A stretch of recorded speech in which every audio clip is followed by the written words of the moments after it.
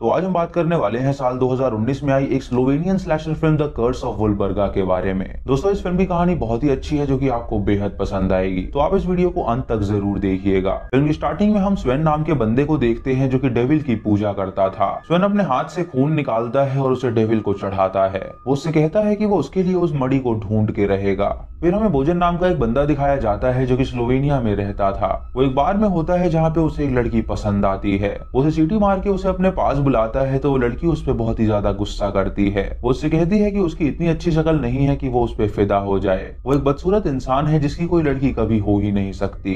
ये कह के वो लड़की वहां से चली जाती है और इससे भोजन को बहुत बुरा लगता है। तभी वहां पे बुजार आता है जो कि भोजन का सगा भाई था। बुजार उससे पूछता है कि आखिर वो लड़की उससे क्या कह रही थी, तो भोजन उससे झूठ बोलता है कि वो लड़की उसे अपना नंबर देकर गई है। दोस्तों ये दोनों भाई वहां पे बिजनेस किया करते थे। वो चाइनीज प्रोडक्ट बेचते थे लेकिन उनका बिजनेस अच्छा नहीं चल रहा था क्योंकि वहां पे उनसे वो प्रोडक्ट कोई लेता ही नहीं था। भोजन का भाई उससे कहता है कि उसके पास एक बिजनेस आइडिया है, तो भोजन उससे उस आइडिया के बारे में पूछता है। तभी वहां पे माइल नाम का आदमी आता है जिसे भोजन के भाई ने बुलाया था। माइल वहां का एक ऑफिसर था जो कि बहुत ही बड़े पोस्ट पे था। वो उन दोनों से मिलता है और उनसे पूछता है कि आखिर वो उनकी मदद कैसे कर सकता है। भोजन का भाई उससे कहता है कि उसके दिमाग में एक आइडिया है। उसने कई सारे टूरिस्ट गाइड को देखा है जो कि बहुत ही अच्छा पैसा कमाते हैं और वो भी टूरिस्ट गाइड बन के पैसा कमाना चाहता है। वो दोनों उससे पूछते हैं कि आखिर वो टूरिस्ट को कौन सी जगह दिखाएगा, तो वो उनसे कहता है कि वो उन्हें वुलबर्गा का टोम्ब दिखाएगा। भोजन उससे कहता है कि उस टोम्ब में कुछ है ही नहीं, तो वो उसे उस टोम्ब की हिस्ट्री के बारे में बताता है। वो उससे कहता है कि वहां पे सालों पहले एक आदमी रहा करता था और लोगों का ये मानना था कि वो ड्रैकुला का कजन था। उसने बहुत सारे लोगों को बंदी बनाया था और वो उनका मांस खा के उनका खून पिया करता था।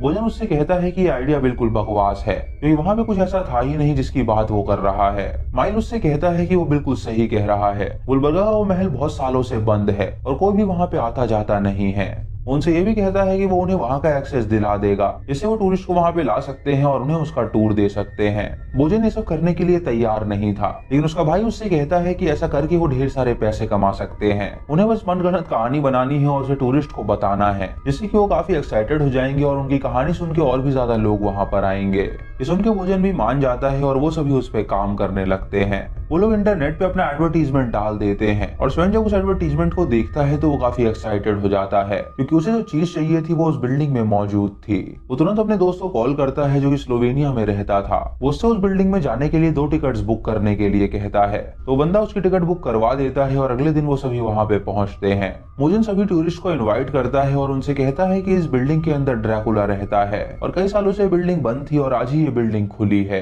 टूरिस्ट में जो भी लोग थे वो काफी अजीब से थे, मानो ही वो लोग किसी न किसी मकसद से वहां पे आए हों। भोजन जो भी उस बिल्डिंग के बारे में उन्हें बता रहा था वो लोग उसमें इंटरेस्टेड नहीं थे। वो उन्हें अंदर ले जाता है और उसके बारे में और बताता है। इधर भोजन और मीले उनके अंदर आने का इंतजार कर रहे होते हैं और मीले भोजन से कहता है कि वो एक ड्रैकुला बन के उनके सामने जाएगा जिससे कि वो डर जाएंगे और वो और ज्यादा एक्साइटेड हो जाएंगे।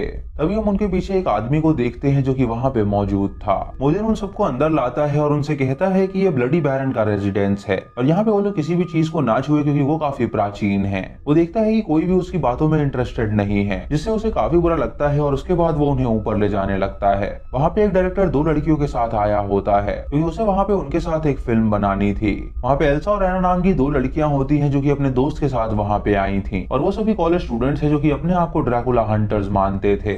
उनके पास एक पुरानी बुक थी जो कि ड्रैकुला के बारे में लिखी गई थी और वो उसे पढ़ के ढेर सारी बातें समझ रहे थे। भोजन सबको बताता है कि इस बिल्डिंग के एक कमरे में बैरन की आत्मा मौजूद है, इसीलिए वो सभी अकेले कहीं पे भी ना जाए, नहीं तो उनकी जान को खतरा है।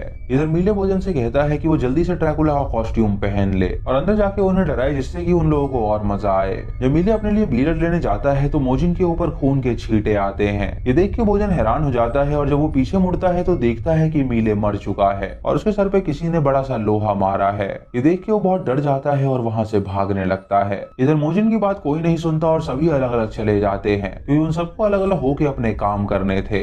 वो डायरेक्टर अपनी 2 एक्ट्रेस के साथ एक रूम में पहुंचता है और वो उनसे कहता है कि वहां पे वो उनका फोटो शूट करेगा। उनको कैमरा एंगल बताता है और उनसे कहता है कि उनकी मूवी बहुत ही ज्यादा हिट हो जाएगी और जितने उनके व्यूज आएंगे वो उससे काफी अमीर हो जाएंगे। तभी एक लड़की उससे कहती है कि वो दूसरी लड़की के साथ काम नहीं कर सकती क्योंकि वो एक नूब है और उसे एक्टिंग के बारे में कुछ नहीं पता।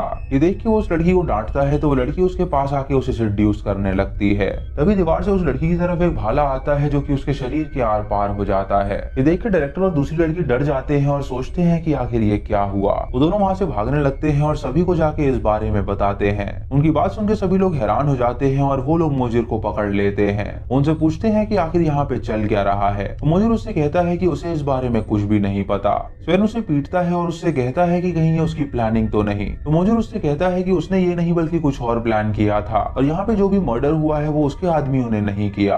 वो लड़की उन सबको रूम में ले जाती है जहाँ पे उसकी दोस्त मारी गई थी और जब वो सभी उस रूम में पहुंचते हैं तो देखते हैं कि वहाँ पे कुछ भी नहीं है। ये देख के सबको लगता है कि शायद यहाँ पे कोई मजाक चल रहा है। स्वेन अपनी गन निकालता है और मोजिर पे तान देता है। उससे कहता है कि आखिर यहाँ पे चल क्या रहा है। तो मोजिर उससे कहता है कि उसे इस बारे में कुछ भी नहीं पता। स्वेन उससे पूछता है कि उस ड्रैकुला की मड़ी कहाँ मिलेगी। तो वो उससे कहता है कि उसे इस बिल्डिंग के बारे में कुछ भी नहीं पता है और जो भी उसने उन्हें सारी बातें बताई हैं वो सभी झूठी थी। वो लड़कियां उस मड़ी के बारे में पढ़ती हैं जिसके बारे में बुक में लिखा हुआ था। वो कहती हैं कि वो मड़ी डीमन की आंख है और जिसके पास वो मड़ी आ जाती है वो पूरी तरह ड्रैकुला बन जाता है और वो इतना इविल हो जाता है कि वो इंसान को मार के खाने लगता है। मोजिर सुन के उनसे कहता है कि उसे नहीं पता कि वो मड़ी कहाँ पर है। स्वेन को लगता है कि वो झूठ बोल रहा है और वो उसे बुरी तरह पीटता है।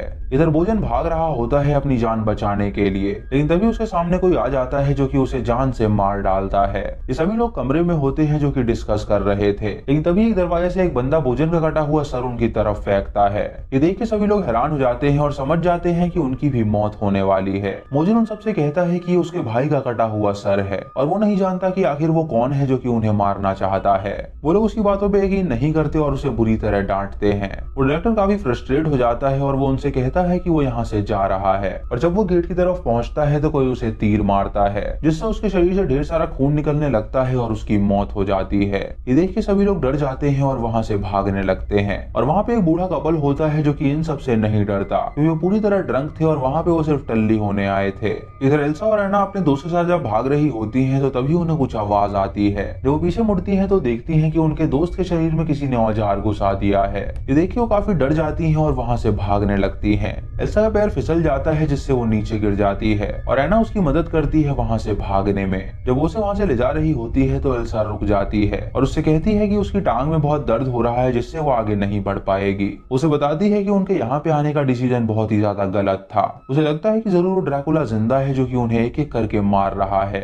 तभी उसे वो बंदा हमला कर देता है जो कि अपना औजार फेंक के उसे मारता है जिससे एल्सा की वहीं पे मौत हो जाती है। तभी एना उस कातिल को देखती है जो कि उसकी तरफ बढ़ रहा था। उस औजार को अपने पास रख लेता है और एना को पीट के बेहोश कर देता है। इधर स्वेन, उसकी दोस्त, वो लड़की और मोजिर वहाँ से भाग रहे होते हैं। तभी उन्हें नीचे से कुछ आवाज आती है जिससे वो काफी डर जाते हैं। स्वेन मोजिर को पकड़ता है और उससे कहता है कि क्या उसकी ये कोई नई ट्रिक है। तो मोजिर उससे कहता है कि वो एक गरीब इंसान है जो कि सिर्फ पैसे कमाना चाहता था। उसे इस जगह के बारे में कुछ भी नहीं पता और उसे सिर्फ पैसों से मतलब था। वो नहीं जानता कि यहाँ पे कौन है जो कि उन्हें मार रहा है। ये सुनकर स्वेन की दोस्त उस पर गुस्सा करने लगती है, लेकिन तभी एक बंदा उसकी तरफ हुक फेंकता है जो कि उसके शरीर के आर पार हो जाता है और वो उसे उस जंजीर से घसीट के अपने साथ ले जाता है। स्वेन ये देख के मोजिर को बुरी तरह पीटता है और उससे पूछता है कि वो चैपल कहाँ पे है जहाँ पे वो ड्रैकुला डेविल की पूजा किया करता होगा। मोजिर उससे कहता है कि उसे नहीं पता कि वो कहाँ पर है। इधर वो बंदा एना को पकड़ के बेसमेंट में ले आता है और हम देखते हैं कि वहाँ पे उसका पूरा परिवार मौजूद है जो कि इंसान खाते थे।